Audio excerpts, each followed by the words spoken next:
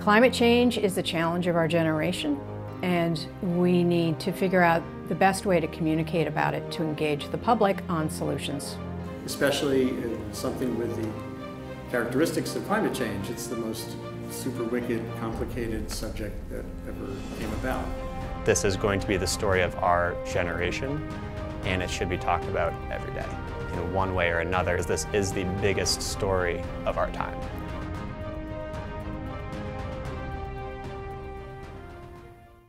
My project, the 51% Project, is designed to identify best practices of communicating about climate change to all sorts of different people.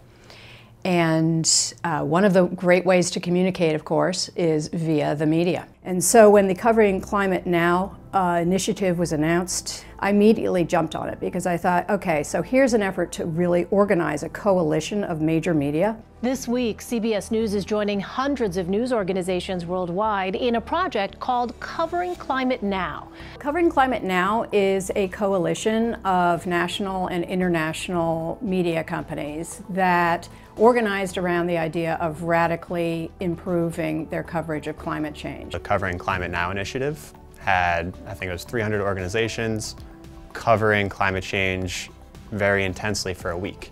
And I applaud what they did because they did a fantastic job. And I noticed a spike in the coverage for that week. Now to a dire warning about climate change. Now the new climate change report just released. A new poll shows that more Americans are concerned about climate change and feel the time to act is now. So Covering Climate Now really announced a radical transformation and in improving coverage of climate change. And the downside is it doesn't include everyone, and I'm worried that some of the media outlets did the 1 week and then they're done.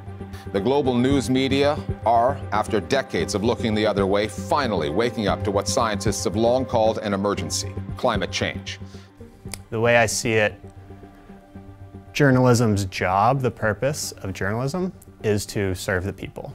The purpose is to tell us the truth about what matters. It's every story. And at the same time, it's not a story in the traditions of the newsroom. So to me, the biggest hurdles to telling the climate story for what it really is are in the newsroom. They're not in the outside world. We're beginning to see some real leadership in the media, and we're beginning to see reporters and meteorologists and producers and editors really take charge of the situation and advance the whole idea of improving climate coverage and connecting the dots. Some that kind of stick out to me as doing a good job are Grist, The Guardian, and the New York Times. The Boston Globe came out with a special feature called At the Edge of a Warming World in September. And it's a great multimedia exercise. It involved a lot of resources, a lot of time. The result was a 14,000-word multimedia effort that inspired reader reaction that was off the charts. The work had the highest, or just about the highest, engaged time of any story we published this year. It's a great effort for the Boston Globe. We hope we're going to see more.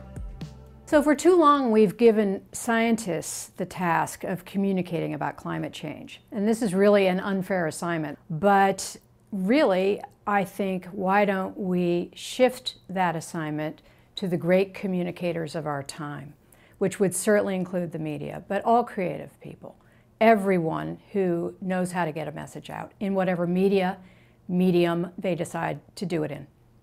I think society is really stepping up and grasping this for the first time.